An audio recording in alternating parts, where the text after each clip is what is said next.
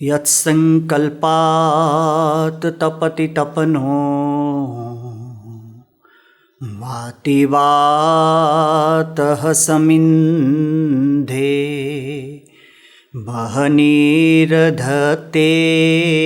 धरणिरुदधीर् लङ्घते नैव वेलाम् सोऽयं श्रीमान् निखिलजगताम् अन्तरात्मावतीर्णो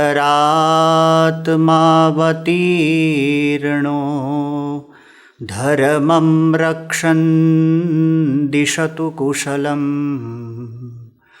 स्वामिनारायणो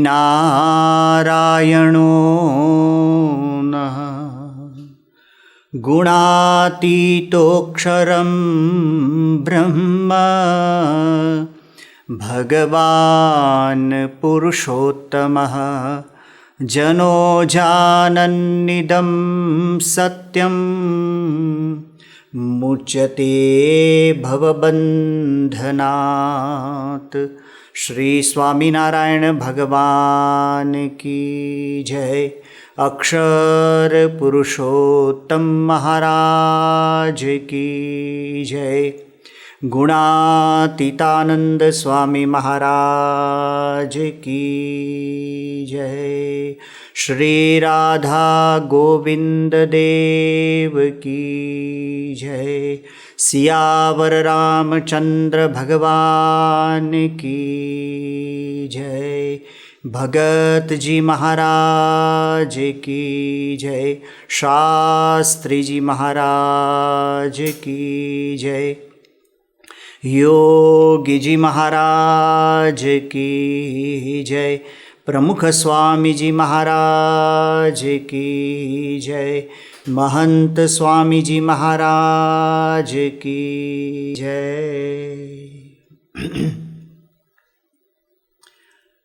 परब्रह्म परमात्मा भगवान श्री स्वामीनारायण जी अपनी अकारण करुणा से, अपनी अहेतु की कृपा से इस धरातल पर पधारे।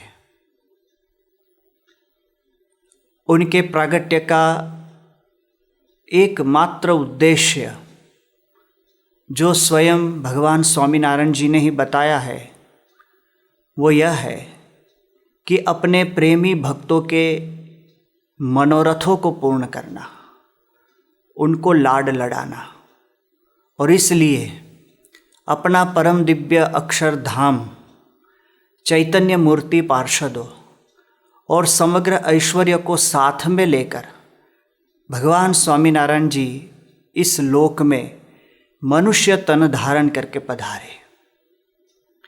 एक पत्र में भगवान स्वामीनारायण जी ने अपने प्राकट्य के उद्देश्य को बताया है।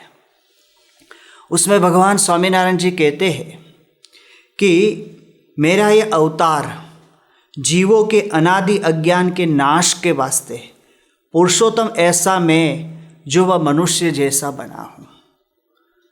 तो परब्रह्म पुरुषोत्तम भगवान मनुष्य जैसे बनकर हमारे बीच में आए। उनका उद्देश्य यह है कि जीवों के अनादि अज्ञान के नाश के वास्ते। तो परब्रह्म पुरुषोत्तम भगवान स्वामीनारायण जी का इस धरातल पर मुख्य कार्य जो है तो अपने भक्तों को, प्रेमी भक्तों को लाड लड़ाने, उनके मनोरथों को पूर्ण करना, जो भक्ति संबंधित मनोरथ है। साथ साथ में परित्राणाय साधूनां विनाशाय च दुष्कृतां धर्म संस्थापनार्थाय ये कार्य भी सिद्ध होता है और अनंत जीवों के मूल अज्ञान का नाश करके उनका आत्यंतिक कल्याण वो भी भगवान स्वयं पृथ्वी पर पधार कर करते हैं और स्वामीनारायण भगवान ने किया। मूल अज्ञान क्या है?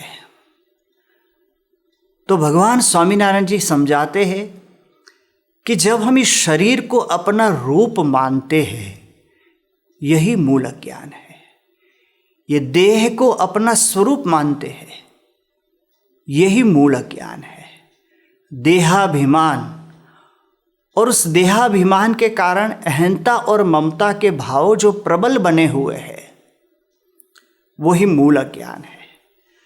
और भगवान जब इस धरातल पर पधारे और अपना कार्य क्षेत्र जो उन्होंने पसंद किया कृपा करके, ये उनका अनुग्रह है, उनकी अनुकंपा है कि संपूर्ण भारतवर्ष में विचरण करते करते उन्होंने गुजरात को अपना कार्य क्षेत्र बनाया। और गुजरात में भी सौराष्ट्र काठियावाड़ की उस भूमि को उन्होंने अपने पावन रज से पवित्र की और उसको अपने परम दिव्य धाम तुल्य बनाई। परंतु तत्कालीन समाज में जहाँ भगवान स्वामीनारायण जी ये दिव्य कार्य करने के लिए पधारे थे, उस समाज की स्थिति कैसी थी? तो जैसे कोई पशु बाड़े में बंधे हुए होते हैं, उसी प्रकार तत्कालीन समाज में लोग जाति पाति ऊंच नीच के बाड़े में बंधे हुए थे। उनकी मानसिकता इतनी गिरी हुई थी, इतनी संकुचित थी, इतना संकीर्ण विचारधाराओं थी, अंधश्रद्धा और वहमों में वो इतने डूबे हुए थे। और कई ऐसी अंधरूढ़ियाँ वो घर कर गई थी कि जिससे उस जीव को बाहर निकालना बहुत कठिन काम था। परंतु भगवान के लिए कुछ भी कठिन नहीं है। तो उनका मुख्य कार्य यही था। भगवान स्वामीनारायण जी एक बार अगतराई गांव में पधारे, सोरठ में। भक्त पर्वत भाई वहाँ के मुख्य हरि भक्त थे। भगवान स्वामीनारायण जी स्नान करने के लिए गए। अगतराई में 2 कुएं हैं, उसमें धोले कुएं में भगवान स्वामीनारायण जी स्नान करने गए। प्रथम भगवान स्वामीनारायण जी ने स्नान किया, वस्त्र परिधान किए। बाद में भगवान के साथ आए हुए संत सेवक को स्नान कर रहे थे। उस समय भगवान एक वृक्ष के नीचे, आम्र वृक्ष के नीचे विराजमान हुए। एक बालक वहां से पसार हो रहा था। भगवान ने उनको देखा और उस बालक को देखकर भगवान ने उसको अपने समीप, अपने निकट बुलाया। आज तक सामने से उनको बुलाने वाले ये पहले थे। इतना प्रेम से, इतने वात्सल्य भाव से जब उनको बुलाया गया तो बालक निकट तो आया, परंतु थोड़ी दूरी पर अटक गया। भगवान कहते हैं, बेटा निकट आ। तब उसने कहा कि प्रभु, लोग मुझे अछूत मानते हैं, मैं आपके समीप नहीं आ सकता। इस बालक की निर्दोष वाणी को सुनकर भगवान द्रवित हो गए। यही तो है मूल अज्ञान, पशुवत जीवन, जाति पाति में बटा हुआ समाज। भगवान स्वामीनारायण जी उसका उद्धार करने के लिए पधारे थे। तब भगवान ने उसको निकट बुलाया और कहा कि सभी जीव भगवान की संतान है, सभी हरि के जन है। बेटा, मैं हरि हूं, तू समीप आ, मुझे कोई बाध नहीं है। और इतना प्रेम देखकर वो भगवान के निकट आया। भगवान स्वामीनारायण जी ने उनको आशीर्वाद दिए, उनके माथे पर हाथ रखा और फिर प्रेम से कहा, बोल जैसे मैं बुलाऊं, मैं आत्मा हूं। उसने ये ज्ञान पहली बार सुना था। परंतु जैसे एक माँ, एक ममतामयी माँ अपनी संतान को कुछ सदुपदेश देती है, कुछ सिखाती है, और माँ की ममता को वश होकर वो बालक कुछ सीखता है। यही भाव, उससे भी कहीं गुना अधिक भाव इस बालक ने भगवान स्वामीनारायण जी में देखा और वो बोलने लगा, मैं आत्मा हूं। भगवान ने उसको 5 बार बुलाया, 10 बार बुलाया, 100 बार बुलाकर कहा, बेटा आत्मा हमारा वास्तविक रूप है, ये शरीर हम है नहीं। जाति पाति ऊंच नीच के ये भेद समाज ने खड़े किए। हमारा वास्तविक स्वरूप चैतन्य है और परम चैतन्य हमारे चैतन्य में विराजमान है। वो भगवान का आज आपको सीधा संबंध हुआ है। इस वाणी को बालक तो कुछ समझा नहीं, परंतु उसको ये अनुभूति हुई कि परमेश्वर का स्पर्श यदि हो तो ऐसा ही हो सकता है। भगवान ने इस प्रकार से ऊंच नीच के भेदभाव को समाज में से मिटाकर सभी को ब्रह्म रस से सिंचित किए और उस आत्मज्ञान से सभी को लाभान्वित किए। भगवान स्वामीनारायण जी ने कहा कि समाज के अंदर सभी का समादर होना चाहिए। कहीं किसी के प्रति घृणा, तिरस्कार, किसी के दुर्गुण और कुभाव समाज में ना रहे, वही सच्चा श्रेष्ठ और आदर्श समाज है। भगवान स्वामीनारायण जी ने सभी को अपनाया, सभी को प्रेम दिया, सभी को वास्तविक अपने आत्म स्वरूप में जोड़ा और प्रभु की भक्ति का अधिकार दिया है। जेतलपुर गांव में भगवान स्वामीनारायण जी एक महान यज्ञ का आयोजन कर रहे थे और उसकी पूर्व तैयारी में गांव की महिलाएं गेहूं पीसने की सेवा कर रही थी। उस यज्ञ के अंदर लाखों लोग भोजन करने वाले थे और उसकी पूर्व तैयारी चल रही थी। किसी को 1 मन दाने, किसी को 2 मन दाने भगवान स्वयं अपने हाथ से देते थे और गांव की महिलाएं हर्ष भर ये सेवा उठाती थी। उस गांव की एक गणिका, लक्ष्मीबाई उसका नाम, उसके मन में भी ऐसा भाव हुआ कि प्रभु अपने हाथों से सेवा दे रहे हैं और गांव की सभी सन्नारी ये सेवा कर रही है। उसके मन में भी ये भाव उठा कि मैं भी प्रभु की सेवा करूं, यज्ञ के इस आयोजन में मेरा हाथ बटाऊं। परंतु हाय रे समाज, वो तिरस्कृता थी, समाज के द्वारा परित्यक्ता थी। लोग उसको पतित मानते थे, एक घृणा भरी दृष्टि से लोग उसको देखते थे। वो सबके लिए मात्र एक उपभोग का साधन बन गई थी, सबका मनोरंजन करती थी, सबका दिल बहलाती थी। परंतु फिर भी वो गणिका घृणा से और तिरस्कार से ही परिपोषित हो रही थी। इसके मन के ये भाव प्रबल हुए और उसके मन में एक ऐसा भाव जगा कि प्रभु के आगे तो सब समान है। वो स्वामीनारायण भगवान के पास आई और हाथ जोड़कर कहने लगी कि महाराज, मुझे भी सेवा दीजिए। भगवान राजी हो गए। स्वामीनारायण भगवान ने लक्ष्मीबाई को अपने हाथ से 2 मन दाने दिए। कहा, बहन तू भी भगवान की सेवा कर, यज्ञ की सेवा कर।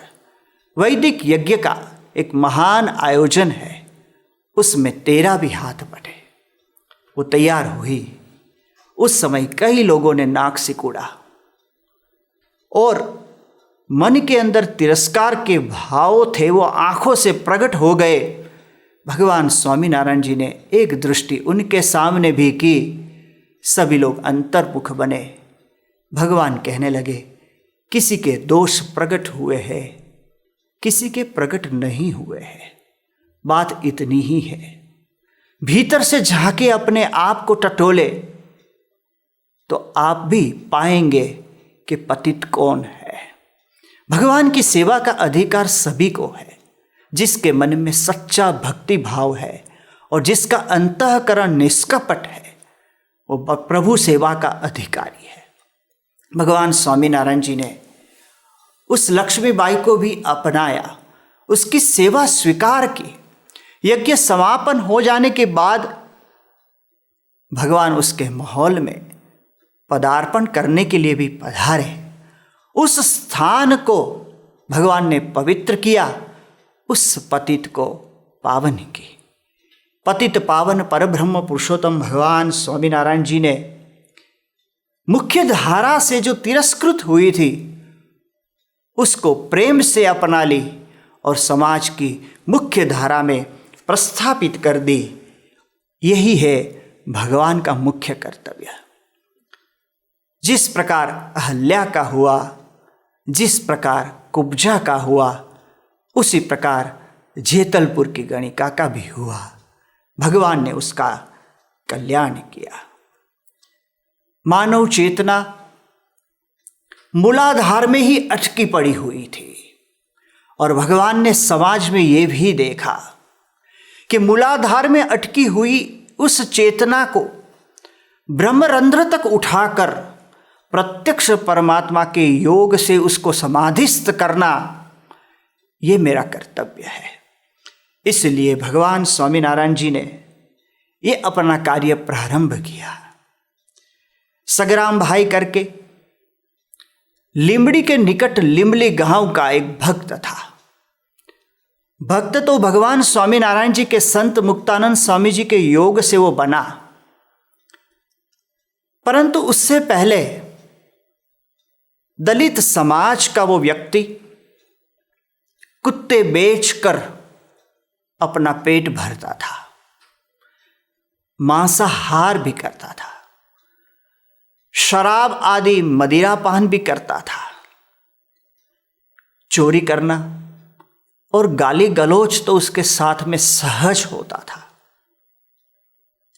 परंतु एक संत की निर्मलता ने उसके हृदय को पिघाल दिया। वो भगवान स्वामीनारायण जी का आश्रित बना। इतना ही नहीं, स्वयं परब्रह्म पुरुषोत्तम भगवान स्वामीनारायण जी बड़े बड़े राजा के राजभवनों में जो नहीं ठहरे और नहीं गए,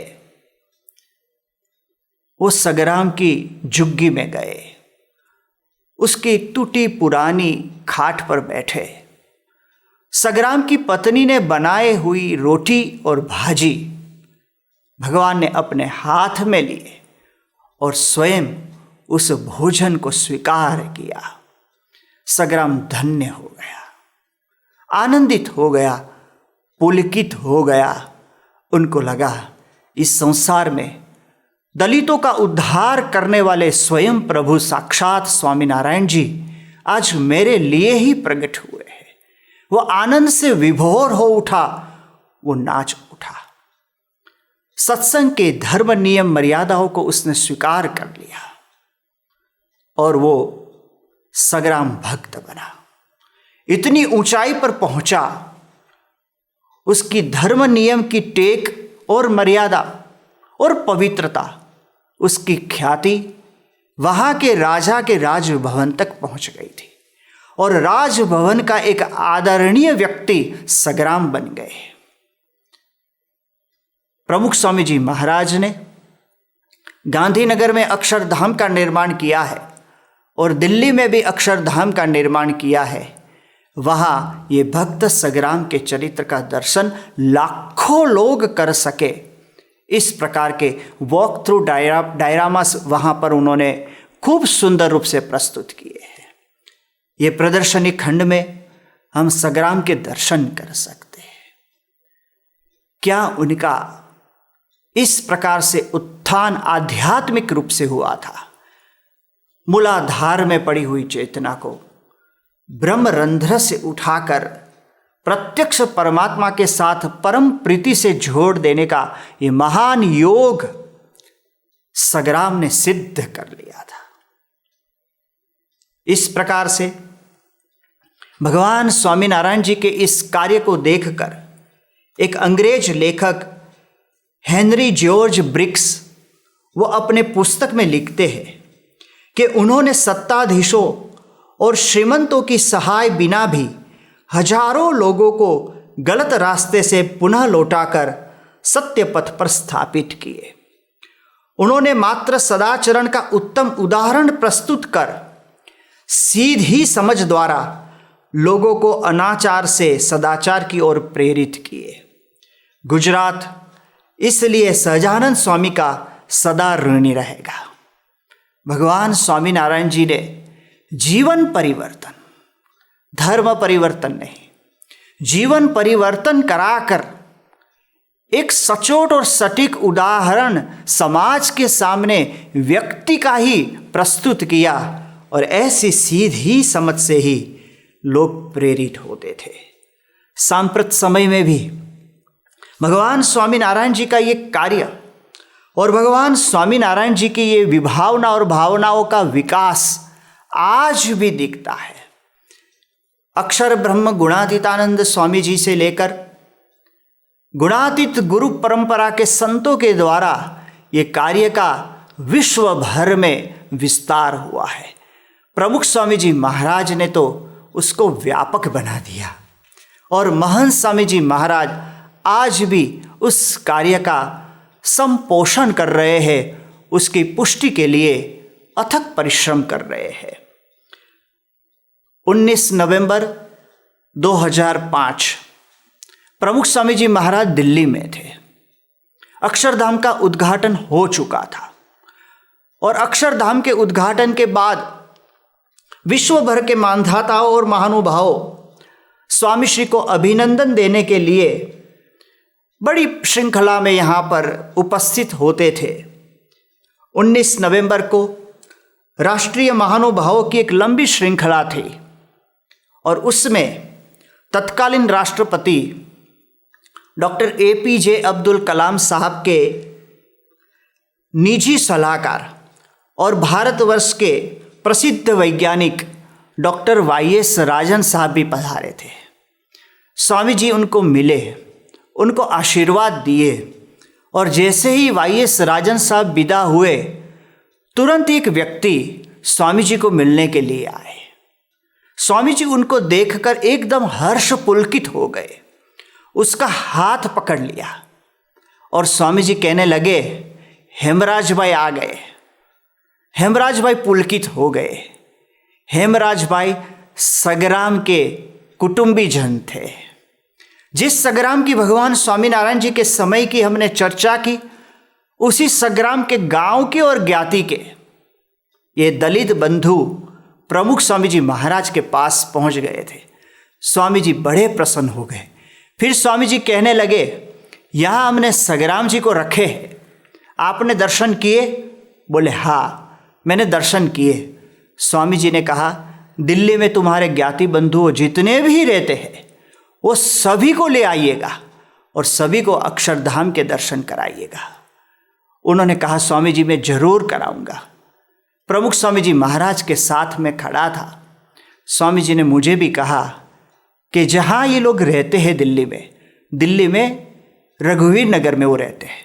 स्वामी जी ने कहा वहाँ सत्संग करने के लिए जाना, सभी लोग इकट्ठे हो और प्रभु का नाम स्मरण करें। स्वामी जी के आदेश से रघुवीर नगर में रामदेव पीर का जो मंदिर है वहाँ पर हमने सत्संग भी किया और उस समय भक्त सगराम का स्मरण भी किया। भगवान स्वामीनारायण जी के जो श्रेष्ठ उपदेश है वो सभी को सुनाए। प्रमुख स्वामी जी महाराज अभी भी हेमराज भाई का हाथ पकड़े हुए थे और प्रेम से पूछने लगे, शराब सिगरेट तो पीते नहीं है ने? उन्होंने कहा, नहीं स्वामी जी आपके आशीर्वाद है।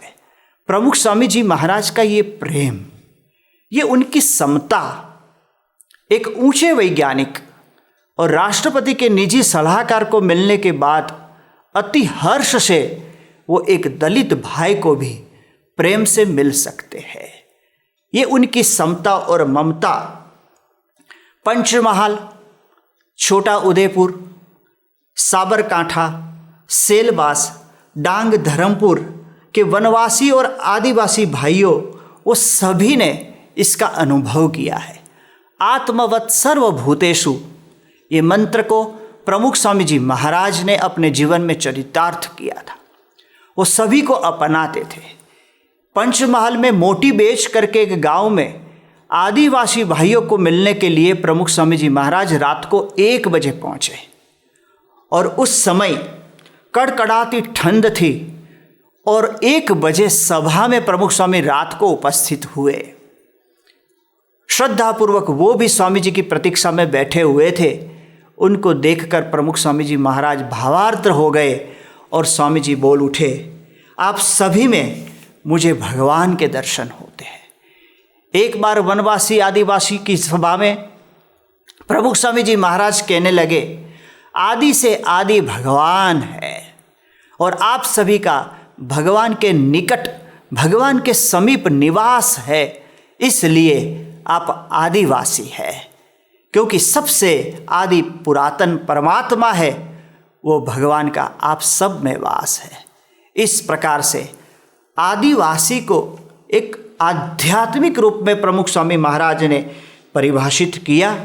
आदिवासी और वनवासी भाइयों की सेवा के लिए निःशुल्क छात्रालयों की स्वामी जी ने रचना की, मोबाइल डिस्पेंसरी की रचना की, उस गांव के अंदर कुटीर मंदिरों बनवाए, उनके अंदर संस्कारों का और सत्संग का सिंचन हो, इसलिए संतों को आदेश दिया कि वनवासी क्षेत्र के अंदर आज BAPS के कई संतों सतत निरंतर परिभ्रमण करते हैं, उस आदिवासी भाइयों की कुटीरों में रहते हैं, उनके साथ भोजन करते हैं, वहाँ सत्संग करते हैं। उनके जीवन में परिवर्तन आया, नशा व्यसन छूट गया, मांसाहार छूट गया, शराब छूट गया, धर्म मर्यादाओं को उन्होंने अपना लिया। तिलक टीका के साथ वो भगवान की पूजा और प्रार्थना करने लगे। वो शुद्ध बने, उन्नत बने, चरित्रवान बने, भक्त बने। भगवान स्वामीनारायण जी के इस कार्य को प्रमुख स्वामी जी महाराज ने इतनी हद तक व्यापक कर दिया कि वनवासी क्षेत्र के आदिवासी भाइयों को उन्होंने संत दीक्षा भी दी। आज लगभग 1100 से अधिक संत इस BAPS संस्थान में है। उनमें से कई युवक वो आदिवासी में से संत बने हैं। और इतना ही नहीं, ये आदिवासी युवक संत बने, उनमें से कुछ संतों को तो प्रमुख स्वामी जी महाराज ने मंदिर के पुजारी भी बनाए हैं। इस प्रकार भगवान स्वामीनारायण जी के ये कार्य को स्वामी जी ने उनकी रुचि को, उनके अभिगम को पूर्ण रूप से साकार रखा है, स्थापित रखा है समाज में। सांकरी में मंदिर की मूर्ति प्रतिष्ठा के अवसर पर दलित समाज के कुछ भाइयों मंदिर के बाहर बैठे हुए थे। प्रमुख स्वामी जी महाराज चलकर उनके पास गए और कहने लगे, आज मंदिर की प्रतिष्ठा हुई है, ये मंदिर सभी के लिए है, आप लोग नियमित मंदिर में जाइएगा, सत्संग का लाभ लीजिएगा, देव दर्शन करिएगा और नशा व्यसन छोड़ दीजिएगा।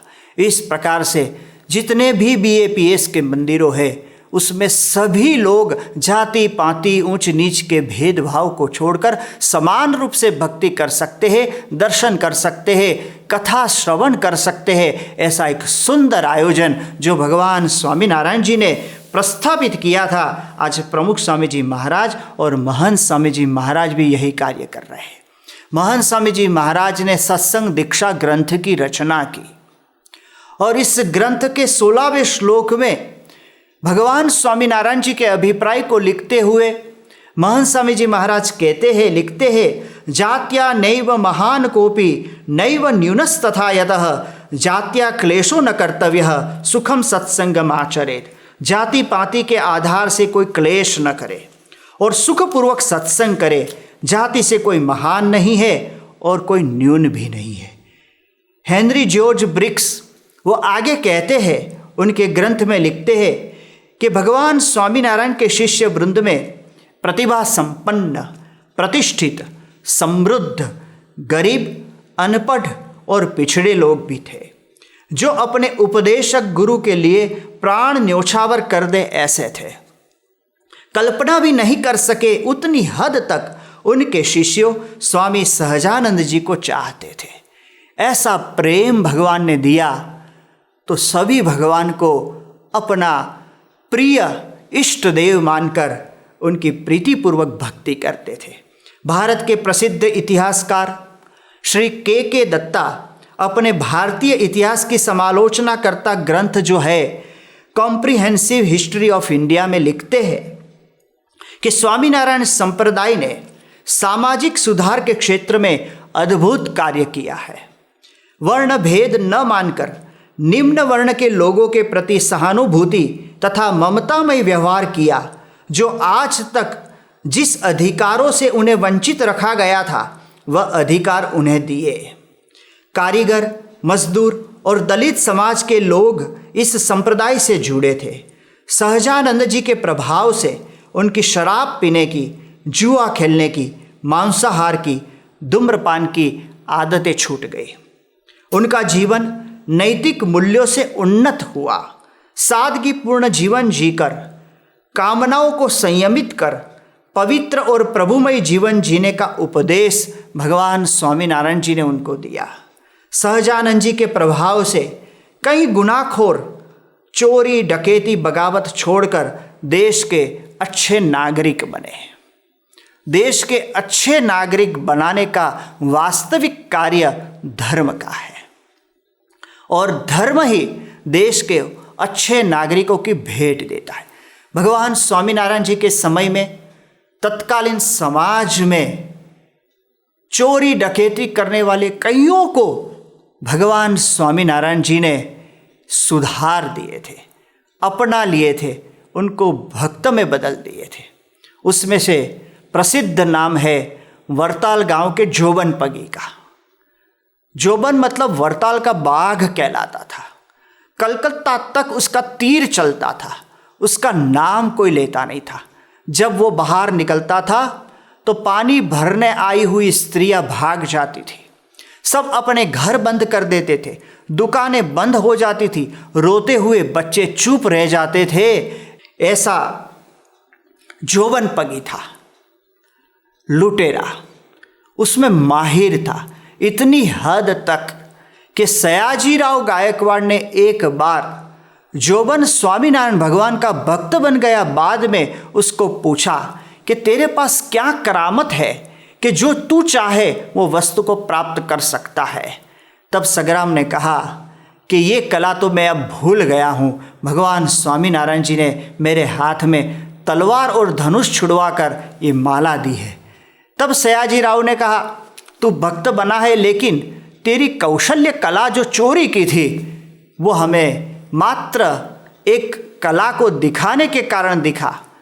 और सयाजीराव के वहाँ पर जोबन पगी रहे और सयाजीराव की घोड़ी को चोरकर उसने इस प्रकार से अपनी कला का दर्शन कराया। सभी अचंभित रह गए, ऐसी कला उसके पास थी। पेटलाद के कशिया भाई, उसने भी अपना जीवन बदल दिया था। स्वामीनारायण के सत्संगी बने थे।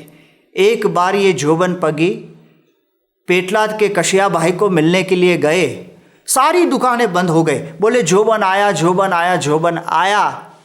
सब लोग भयभीत हो गए, परंतु जोबन तो अब बदल गया था। उस समय कशिया भाई भी थर थर थर थर कांपने लगे। तब जोबन ने कहा डरने की जरूरत नहीं है, अब वो जोबन रहा नहीं है, अब तो ये भक्त जोबन है। उस समय कशिया भाई ने उनको कहा कि मैंने ऐसा सुना है कि स्वामीनारायण भगवान कोई चमत्कार दिखाते हैं और वो गधे में से गाय बना देते हैं, क्या ये सच है? उस समय जोबन ने कहा ये चमत्कार तो मूर्तिमंत तुम्हारे सामने ही है। एक दिन आप जिनको देखकर डरते थे, भागते थे, आज आप उनके साथ बैठकर बात कर रहे हैं। यही तो भगवान स्वामीनारायण जी का चमत्कार है। ऐसे ही भगवान स्वामीनारायण जी ने मेघपुर के मुलजी लुवाड़ा, इस प्रकार मेंगनी के मान सिंह जिसको मान भा कहते थे, और वो चिड़िया की जीभ का अचार बनाकर खाते थे।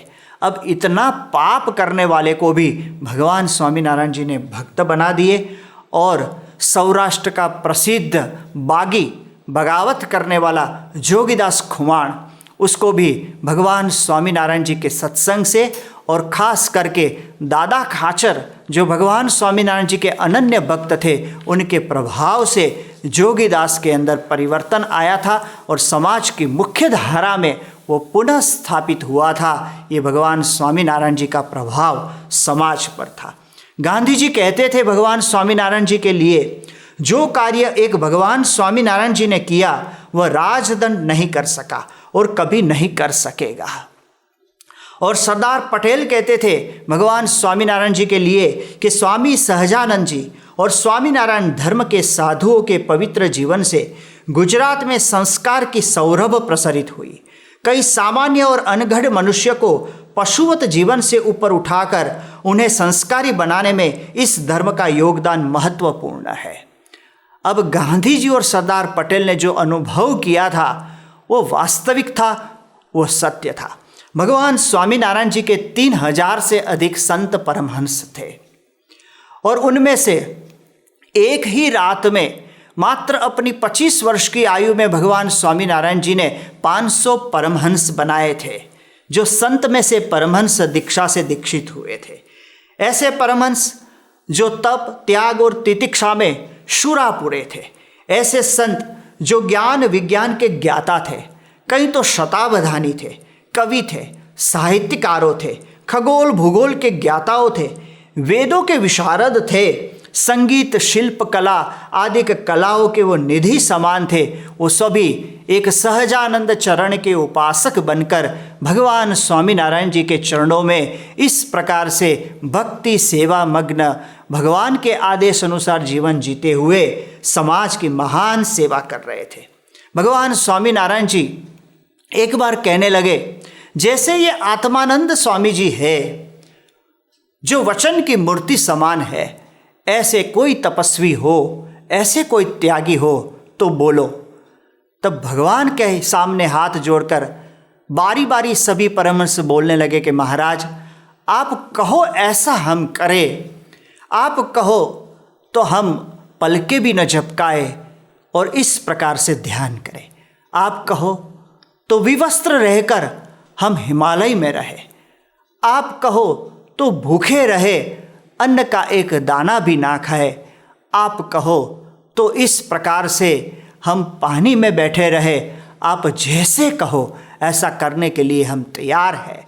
तब भगवान स्वामीनारायण जी प्रसन्न हुए और उन्होंने कहा कि मुझे विश्वास है, आपके प्रति मेरी परम श्रद्धा और आस्था है, जैसे मैं कहूँगा वैसा आप करोगे, ऐसे अनुशासित आप भक्त है और आपके प्रति मेरी भी ऐसी आस्था है। मैं मानता हूँ कि आप सब कुछ करने के लिए तैयार है।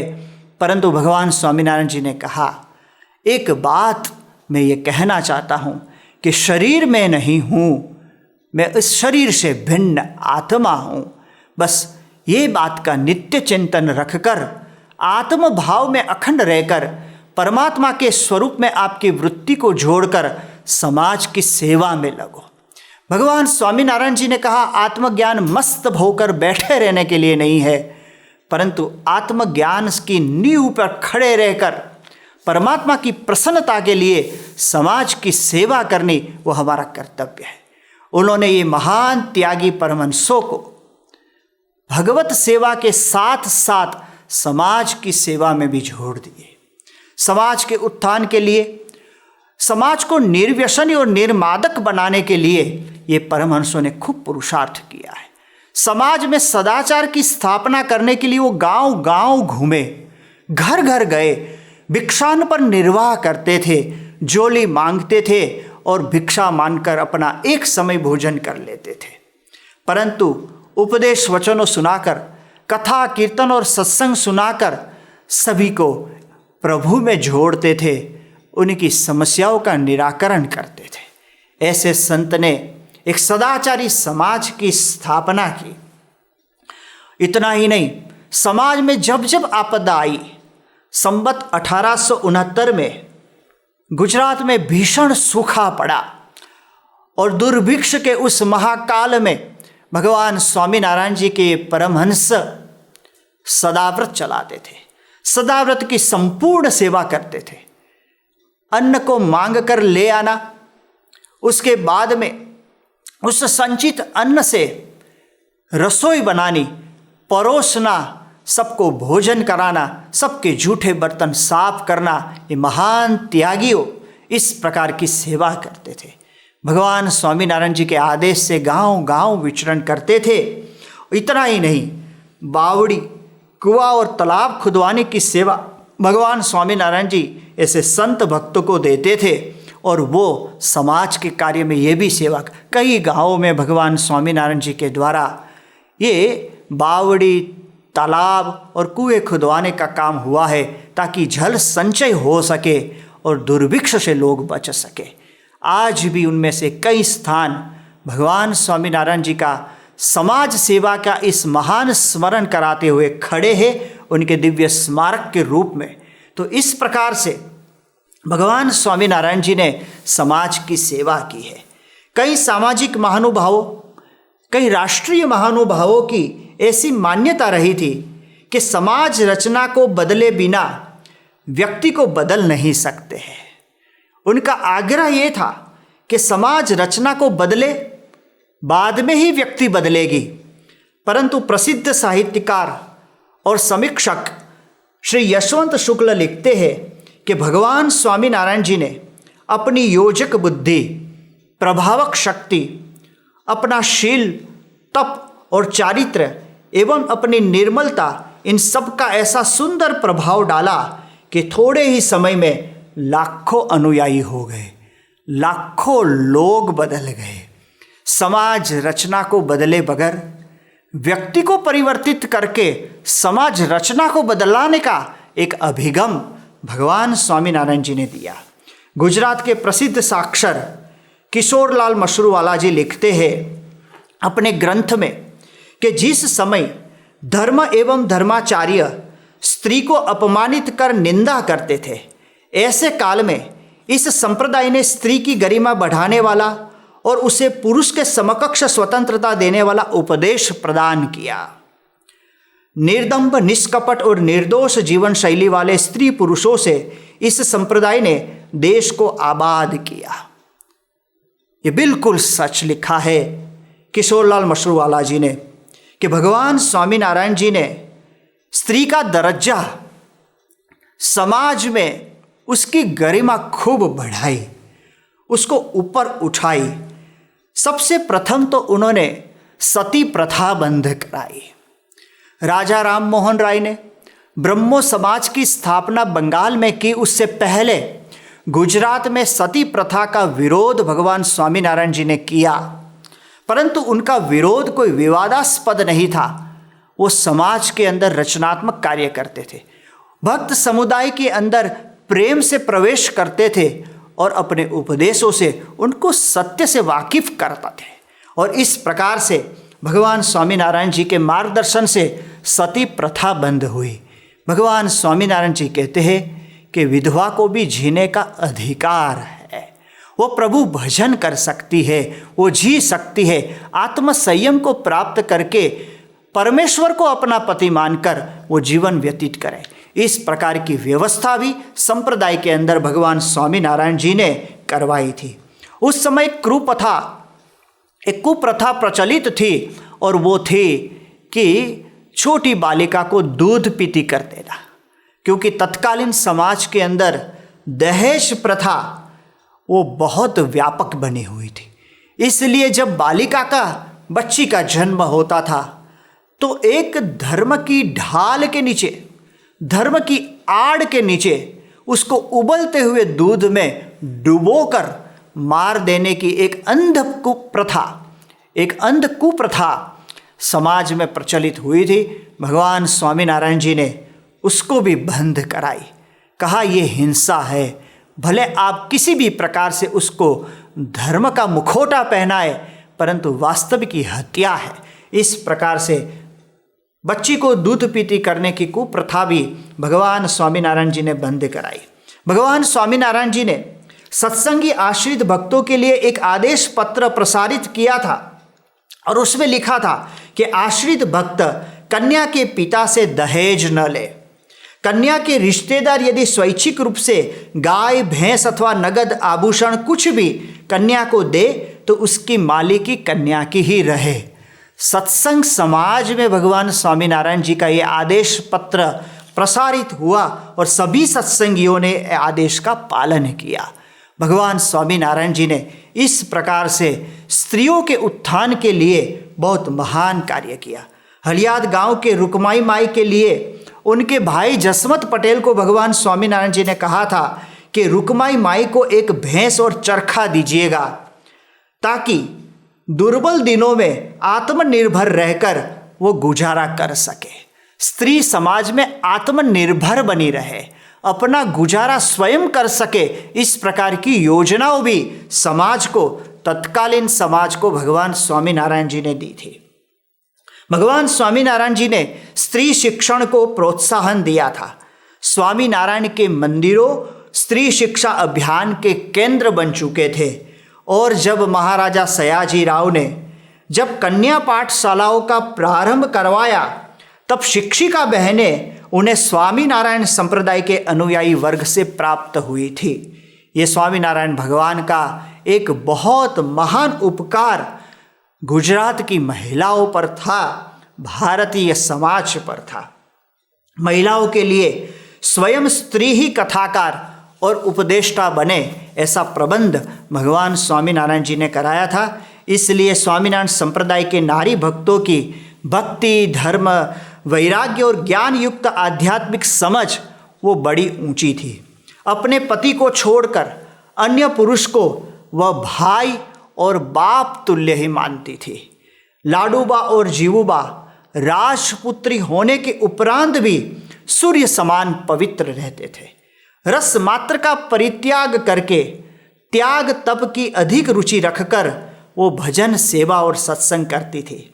वह जो वचन बोले वह सिद्ध होता था, ऐसी वचन सिद्धा बनी हुई थी। स्वामीनारायण संप्रदाय के आश्रित नर नारी गृह त्यागी ब्रह्म भाव से सराबोर थे। कारण भगवान स्वामीनारायण जी का प्रत्यक्ष सानिध्य और सामीप्य उनको प्राप्त हुआ था। ये महानता भगवान की है। जिसको भगवान ने अपनाया वो स्वयं महान बन गए।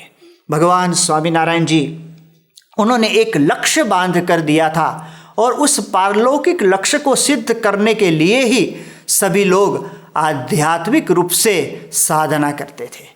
अपनी आत्मा की अक्षर ब्रह्म के साथ एकता करके दास भाव से परब्रह्म पुरुषोत्तम भगवान की उपासना करनी, यही एकमात्र पारलौकिक लक्ष्य सभी को था। और भगवान की प्रसन्नता और प्रत्यक्ष प्रभु की भक्ति ही उनके जीवन का एक परम लक्ष्य था। पारलौकिक दृष्टि रखते हुए भी इस लोक के सारे व्यवहारों को अच्छी तरह से करते हुए, सदाचरण का पालन करते हुए पूरे समुदाय को और समाज को साथ में लेकर चलने वाले भगवान स्वामीनारायण के भक्तों की यही तो विलक्षणता थी कि इस लोक में रहकर भी सामाजिक जीवन जीते जीते समाज के उत्थान के विचार, चिंतन और पुरुषार्थ के साथ साथ परलोक की प्राप्ति के लक्ष्य को भी सिद्ध करने का समांतर रूप से भाव उन्होंने अपने जीवन में आत्मसात किया था। भगवान स्वामीनारायण जी ने ये कार्य किया है। कविश्वर नानालाल बहुत बड़े प्रखर साहित्यकार कवि है। वो लिखते हैं कि स्वामीनारायण जी ने संजीवनी छिड़क कर संसार को सजीवन किया था। उसे सरयू नीर से परिमार्जित कर ब्रह्म भाव से भिगोया था। नवयुग के प्रभात के वह प्रभात सूर्य थे। आचरण स्वच्छता, विचार स्वच्छता, विधि स्वच्छता, व्यवहार स्वच्छता, आंतर स्वच्छता, सर्वदेशीय अंतर बहिर स्वच्छता का धर्म मार्ग भगवान स्वामीनारायण जी ने प्रवर्तित किया था। भांग, गांजा, तंबाकू छुड़वाकर भगवान स्वामीनारायण जी ने गृहस्थी के जीवन को निर्मादक किया था। रंगीन तुम्बा तुड़वाकर संतों को निर्मोही किए थे। नर नारी की पवित्र मर्यादाओं स्थापित कर देव मंदिरों पवित्र किए। शिक्षापत्री देकर भगवान स्वामीनारायण जी ने व्यवहार शुद्ध किया तो वचनामृत देकर भगवान स्वामीनारायण जी ने ज्ञान शुद्ध किया।